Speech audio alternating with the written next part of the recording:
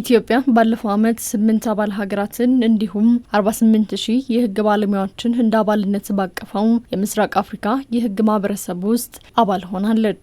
ትስስሩም በቀጠናው የህግ የበላይነትን ለማስፈን እንዲሁም ትብብርን ለማጠናከር እንደሚያግዝ ተነስቷል።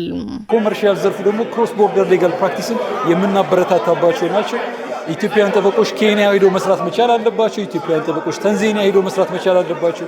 ሎካል ሆነ ልንቀጥል አንችልም። ጊዜው በእጅጉ ተቀይሯል። ከጥቂት ወራት በኋላ WTOን ጆይን እያደረግን ነው። አሁንም ከጥቂት ጊዜ በፊት ኤፍሲኤፍቲ ጸድቋል፣ ተቀብለናል፣ እየተገበርን ያለ ነው። ኮሜሳ አለ። ኢንቴግሬሽኑ በከፍተኛ ሁኔታ እየጨመረ ነው ያለው። ከዚህ እየጨመረ ካለ ዳይናሚዝም ጋር አብሮ መሄድ ያስፈልጋል። For example, you can be a lawyer practicing in Uganda. ቀደም ባለው ጊዜ የህግ ሙያዬን የምሰራው ባጠናሁበት ሀገር ላይ ነው። አሁን ላይ ግን ሀገሬ ኡጋንዳ ያጠናሁትንና እየሰራው የምገኘው ሙያ ኡጋንዳ የምስራቅ አፍሪካ የህግ ማህበረሰብ አባል ከሆነች በኋላ ከኡጋንዳ ባሻገር ደግሞ በኢትዮጵያ ያለ ደንበኛን መያዝና በሙያዬ እገዛ ማድረግ እንድችል እድል ፈጥሮልኛል። እኛ የህግ ባለሙያዎችም በምስራቅ አፍሪካ ጠንካራ አቅምን ለመፍጠርና በቀጠናውም የህግ የበላይነትን ለማስከበር እንደዚህ አይነት ትብብሮችን የሚያስቀጥል አጋርነቶች በእጅጉ አስፈላጊ ናቸው። 30ኛ ዓመቱን የያዘው የምስራቅ አፍሪካ የህግ ማህበረሰብም በቀጠናው ሰላምና መረጋጋትን ለማምጣት ፍትህን ለማስፈን እንዲሁም የህግ የበላይነትን ለማረጋገጥ ሲሰራ ቆይቷል። የ30ኛ ዓመት ምስረታውንም በአፍሪካ መዲና አዲስ አበባም እየተከበረ ይገኛል። ይህም ከተለያዩ የአፍሪካ ሀገራት የተውጣጡ የህግ ባለሙያዎችን በአንድ መድረክ የሚያገናኝ በመሆኑ ከልምድ ልውውጥ ረገድ አይነተኛ ሚና እንደሚኖረውም ይነሳል።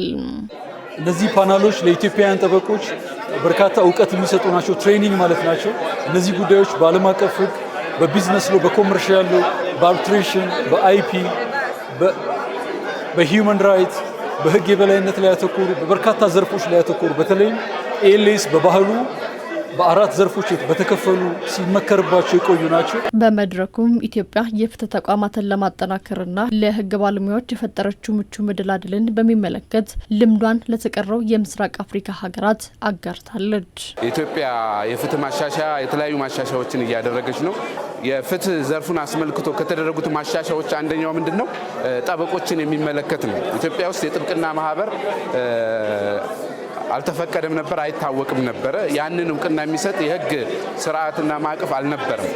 ለውጡን ተከትሎ ነው ከተደረጉት ብዙ የህግ ማሻሻያዎች አንደኛው የፍትህ ስርዓቱን ከሚያግዙ ምሰሶዎች ጉልቻዎች ውስጥ አንዱ የጥብቅና አገልግሎት ነው። ስለዚህ የጥብቅና አገልግሎትን በድርጅት ደረጃ እንዲሰጥ የሚያስችል ስርዓት ህግ በማውጣት ሲተገበር ቆይቷል። በቀጠናው የሚገኙ የህግ ባለሙያዎችም ፍትህን ለማስፈን የህግ የበላይነትን ለማረጋገጥ እንዲሁም በዘርፉ ሁለንተናዊ እድገት እንዲኖር ለማስቻልም መስራት ይገባል የተባለው